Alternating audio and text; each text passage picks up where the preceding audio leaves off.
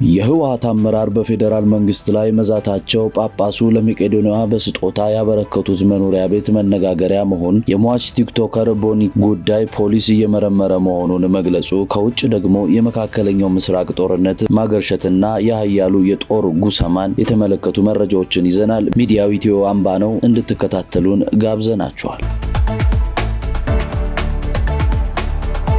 የህወሓት ጀነራል የፌዴራል መንግስት ላይ መዛታቸው ተነገረ። ብልጽግናን ለማስወገድ ተዘጋጅተናል ሲሉ በአደባባይ ወጥተው ተናግረዋል። የጀነራል ታደሰ እንቅስቃሴ እግር በእግር እንዲከታተሉ ትዕዛዝ የተሰጣቸው እኚህ ጀነራል ሁሉም ነገር አልቋል፣ በቅርቡ ጠብቁ ብለዋል። ይህ የጀነራሉ ዛቻ የተሰማው ከአሜሪካ እስከ አውሮፓ ህብረት ጦርነት እንዳይፈነዳ እያስጠነቀቁ ባሉበት ወቅት ነው። የህወሓት ፖለቲካ አመራሮችና ወታደራዊ አዛዦች 4 ኪሎ ላይ የሚሰሙትን ዛቻ ቀጥለውበታል። ከሰሞኑ የቡድኑ አዲስ ዓለም ባሌማ ለሁሉም ነገር ተዘጋጅተናል፣ ሎጂስቲክ አዘጋጅተናል፣ ከፋኖም ከሻቢያም ጋር ተጣምረናል ማለታቸው አይዘነጋም። ዛሬ ደግሞ ከህወሓት ወታደራዊ አዛዦች መሃል አንዱ የሆኑት የአርሚ 60 አዛዥ ብርጋዴር ጀነራል ህንጻ ወልደ ጊዮርጊስ ብልጽግናን ለመጣል ተዘጋጅተናል የሚል ከፕሪቶሪያ ስምምነት ያፈነገጠ አስተያየት ሰጥተዋል። ጀነራሉ የህወሓት ልሳን ለሆነው ወይም ሚዲያ ወቅታዊ ጉዳይ በሰጡት ማብራሪያ ማንም መጠራጠር የሌለበት ሁሉም ነገር አልቋል ሲሉ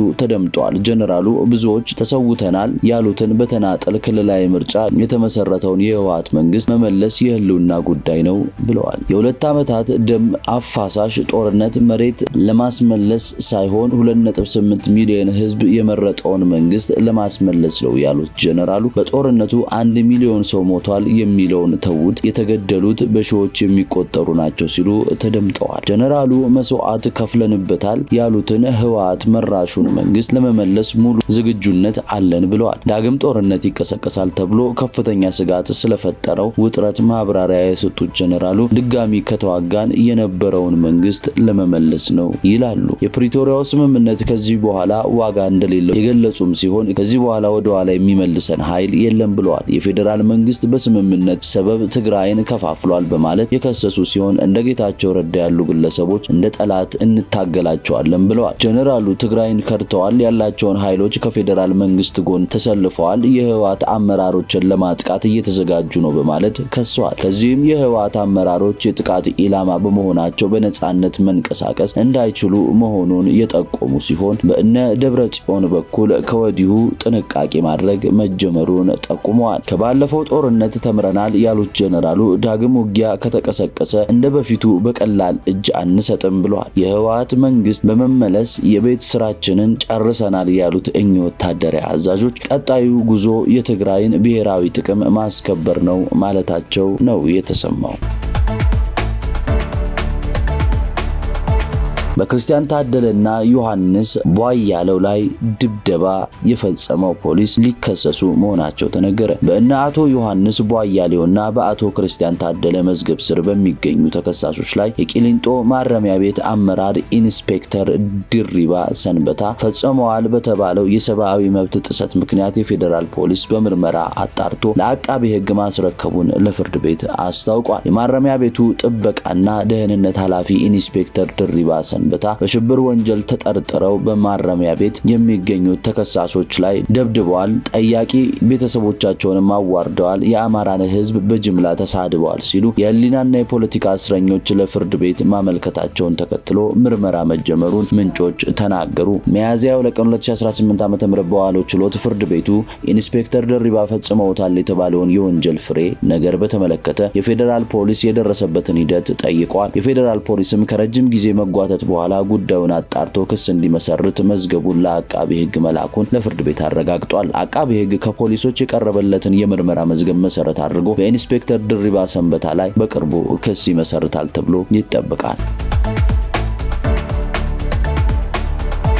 ብፁዕ አቡነ ፋኑኤል ከ120 ሚሊዮን ብር በላይ የተገመተ መኖሪያ ቤታቸውን ለመቄዶንያ በስጦታ አበረከቱ። የብፁዕነታቸው ስጦታ በብዙዎች ዘንድ መነጋገሪያ ሆኗል። አንዳንዶች ጳጳስ ይህን ያክል ንብረት ምን ያደርግላቸዋል፣ ከየት አመጣው ሰሩት ሲሉ፣ ሌሎች ደግሞ መስጠታቸው ከአንድ አባት የሚጠበቅ ነው ብለዋል። የሰሜን አሜሪካ የዋሽንግተን ዲሲና አካባቢ ሀገረ ስብከት ሊቀ ጳጳስ ብፁዕ አቡነ ፋኑኤል ከ120 ሚሊዮን ብር በላይ የተገመተ G+2 ህንጻ መኖሪያ ቤት ለመቄዶንያ በስጦታ ማበረከታቸው ተሰምቷል። ብፁዕነታቸው ቤቱ ከ23 ዓመታት በፊት ለገዳማት ወላጆቻቸውን በተለያዩ ምክንያት ላጡ ወገኖች እርዳታ እንዲሆን በማቀድ የተሰራ መሆኑን ገልጸው ቤቱ በርካታ ዓመታት ተከራይቶ ከሚገኘው ገንዘብ ለተለያዩ በጎ ዓላማ ሲውል መቆየቱን ገልጸዋል። ብፁዕነታቸው ቀደም ብሎ ያሰብኩትንና በውስጥም ስሰራበት የነበረውን በጎ ስራ በዘለቄታዊነት ሊያስቀጥል የሚችል በጎ አድራጎት ድርጅት ሳስብ የመጣልኝ መቄዶንያ በመሆኑ ለዚሁ እንዲሰጥ ወሰንኩኝ ብለዋል። መኖሪያ ቤቱን የሰጡት የካቲት 1 2018 ዓ.ም ቢሆንም በመቄዶንያ ስራ አስኪያጅ አቶ ቢንያም አማካኝነት ብፁዕነታቸው በሚዲያ ቀርበው እንዲሰጡና ርክክብ በአካል በቤቱ በመገኘት እንዲሆን የግድ ወደ ሚዲያ መምጣታቸውን ገልጸዋል። ይህም አርአያነት ያለው መልካም ስራ ለሌሎች ትምህርት እንዲሆን በማሰብ ስጦታውን ይፋ ሊደረግ ችሏል ሲል የአዲስ አበባ ሀገረ ስብከት ሚዲያ አስታውቋል። የአዲስ አበባ ፖሊስ በወጣት ቦንቱ ዋቅቶላ ቦኒጄ ሞት ላይ ሰፊ ምርመራ መጀመሩን አስታወቀ። በማህበራዊ ሚዲያ ታዋቂ የነበረችው ወጣት ቦንቱ ዋቅላ ቦኒጄ በተገኘችበት መኖሪያ ቤት ህይወቷ አልፎ መገኘቱን ተከትሎ የአዲስ አበባ ፖሊስ የሞቷን መንስኤ ለማወቅ ጥልቅ ምርመራ እያካሄደ መሆኑን ገልጿል። በአዲስ ከተማ ክፍለ ከተማ ሳንሱሲ ተብሎ በሚጠራው አካባቢ በሚገኘው መኖሪያ ቤቷ ውስጥ አስክሬኑ በመጸዳጃ ቤት ውስጥ ተገኝቷል። የክፍለ ከተማው የወንጀል ምርመራ ኃላፊ አቶ ስንታየው አየለ እንደገለጹት ፖሊስ በደረሰበት ወቅት ቤቱ ተዘግቶ ነበረ። የሞቷን ትክክለኛ ሳይንሳዊ መንስኤ ለማረጋገጥ አስክሬኑ ወደ ዳግማዊ ምኒልክ ሆስፒታል ተልኮ ምርመራ እየተደረገ ይገኛል። ወጣቷ ህይወቷ ከማለፉ ጥቂት ቀደም ብሎ በቲክቶክ ገጿ ላይ ያረገችው የቪዲዮ መልእክት በፖሊስ እንደ ትልቅ የምርመራ ግብአት ተይዟል። በቪዲዮ ላይ የተላለፉት መልእክቶች ከሟች የአእምሮ ጤና ሁኔታ ወይም ከደረሰባት ጫና ጋር ያላቸውን ግንኙነት እየተጣራ ነው ተብሏል። ፖሊስ የመጀመሪያ ደረጃ ምልክቶች ራሷን የማጥፋት ድርጊት ሊሆን እንደሚችሉ ቢጠቁሙም ይህንን በላብራቶሪ በምርመራ ለማረጋገጥ ግን የፎረንሲክ ውጤት እየተጠበቀ መሆኑን አሳስቧል። ወጣት ቦንቱ በቅርቡ ትዳር መስርታ የነበረች ሲሆን በማህበራዊ ሚዲያ በተለያዩ በቲክቶክ ከ1 ሚሊዮን በላይ ተከታዮች ያሏት ተጽዕኖ ፈጣሪ የይዘት ፈጣሪ ነበረች። ፖሊስ የምርመራ ውጤት እንደተጠናቀቀ ለህዝቡ ይፋ እንደሚያደርግ አስታውቋል። በዚህ አሳዛኝ ክስተት ፖሊስ ለቤተሰቦቿና ለአድናቂዎቿ መጽናናትን ተመኝቷል።